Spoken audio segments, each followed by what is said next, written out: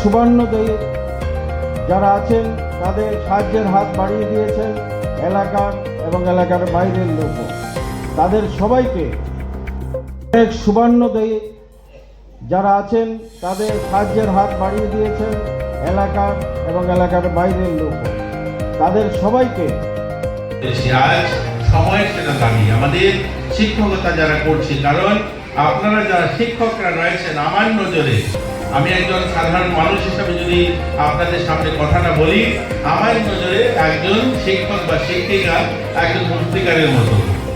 যেমন মূর্তিকার দুর্গা পুজোর সময় যখন আমরা প্রতিযোগিতা করি যে মূর্তি বানানোর, যে কার মূর্তিটা সুন্দর হবে, কেউ কুমারটুলির থেকে মূর্তিকার নিয়ে আসবেন, কেউ আমাদের স্থানীয় মূর্তিকাররা মূর্তি বানায়। দেখবেন সেই মূর্তিকারের তার যে ভাবনা বা তার কল্পনা, সে যেভাবে ভাবে ঠিক সেভাবেই মূর্তির রূপ ধারণ করে। আপনাকে বলতে পারবেন দুর্গা মায়ের রূপ কি ছিল বা তার আদি চেহারাটা কি, কেউ বলতে পারবেন না। অর্থাৎ যিনি মূর্তিকার, ওনার ভাবনার উপরে নির্ভর করে তার মূর্তির চেহারাটা। এরকমই আপনারা একজন শিক্ষক বা শিক্ষিকা, আপনারা যে স্তরে ছাত্রছাত্রীকে পড়ান সেই স্তরের ছেলেমেয়েরা তারা নিজেরা তৈরি হয় আপনাদের ভাবনার উপর নির্ভর করে। আপনারা যেভাবে ভাবেন, আপনাদের কল্পনা, আপনাদের স্বপ্ন, সেইভাবেই তৈরি হয় ছেলেমেয়ের ভবিষ্যৎ বা ছেলেমেয়ের চেহারা। তো আপনাদের উপর একটা বিশাল বড় দায়িত্ব। দেখুন কলেজ ইউনিভার্সিটিগুলো, আমি খুব লম্বা করবো না আলোচনা, কলেজ ইউনিভার্সিটিগুলো শুধুমাত্র একটা মানুষের জীবন যুদ্ধে প্রতিযোগিতাতে দাঁড়ানোর জন্য যে সমস্ত সার্টিফিকেট দরকার সেটা কলেজ ইউনিভার্সিটি দিয়ে থাকে।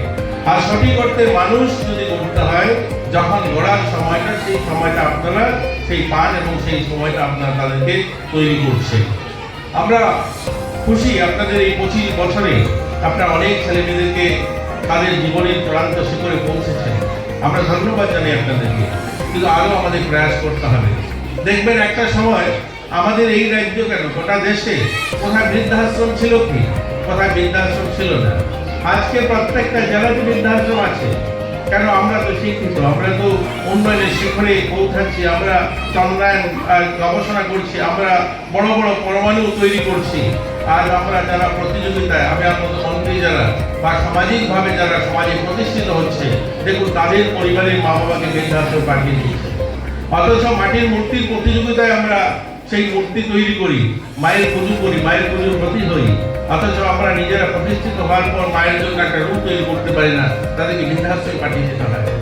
আপনাদের বইটা, ম্যাগাজিনটা পড়ছিলাম, আপনাদের স্কুলে 25 বছর বয়স হয়েছে। আমি আপনাদেরকে বলছি না, আমি সবার জন্য বলছি। 25 বছর পূর্তি অনুষ্ঠান, ওই বইয়ে বৃক্ষরোপণের অনুষ্ঠান আপনারা পালন করছিলেন, তার ছবি রয়েছে, আপনারা লিখেছেন, অনুষ্ঠান হয়েছে।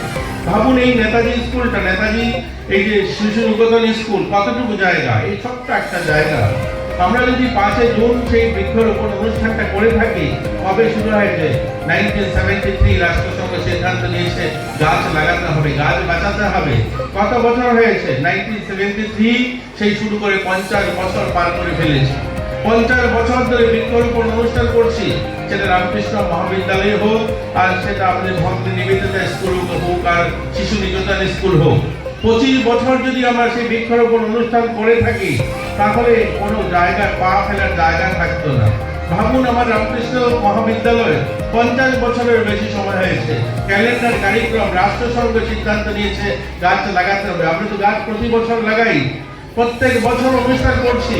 আমরা মন্দিরে যাই, সেখানে অফিসাররা যান, শিক্ষক শিক্ষিকারা অনুষ্ঠান করে, ধূমধাম করে, পরিবেশের উপরে গান হয়, সেখানে মিষ্টি বিতরণ হয়, মিডিয়ার বন্ধুরা আসেন, আমরা সেখানে সেই অনুষ্ঠান করে থাকি। কিন্তু কোথায় গাছ আছে কি বলতে পারবেন যে 50 বছর আগে এই গাছগুলো লাগিয়েছিলাম, আজ এই গাছগুলো বড় বৃক্ষে পরিণত হয়েছে? বলতে পারবেন না, কারণ গাছ লাগানোর অনুষ্ঠান করেছি, গাছ বাঁচানোর অনুষ্ঠান করিনি।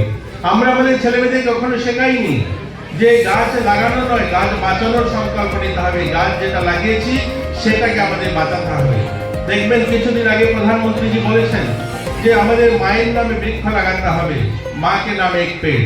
এই মা কে নামে একটা পেড়, এটা স্লোগান নয়, এটা সংকল্প নেওয়ার কথা বলছেন যে মায়ের মতো করে একটা বৃক্ষকে লাগাতে হবে, পালন করতে হবে, মায়ের মতো শ্রদ্ধা, তার প্রতি ভালোবাসা রাখতে হবে, তবেই বৃক্ষ লাগানো সার্থক হবে। আমরা বৃক্ষ তো লাগাই, সে বৃক্ষ বাঁচে না। আমি সোশ্যাল ওয়েলফেয়ার দপ্তরের মন্ত্রী, আমার অঙ্গনওয়াড়ি 10,000-এর উপরে অঙ্গনওয়াড়ি আছে। একটা অঙ্গনওয়াড়ির জায়গা কতটুকু? মাত্র খুব জোরে 1 ঘন্টা জায়গা বা 2 ঘন্টা জায়গা। প্রত্যেক বছর একটা করে গাছ লাগালেও 50টা গাছ হয়ে যেত সেখানে, আর ঘর করার জায়গা থাকতো না। কোথায় গাছ নেই? কারণ গাছ লাগানোর সংকল্প নেওয়া হয়েছে, গাছ বাঁচানোর কথা বলা হয়নি।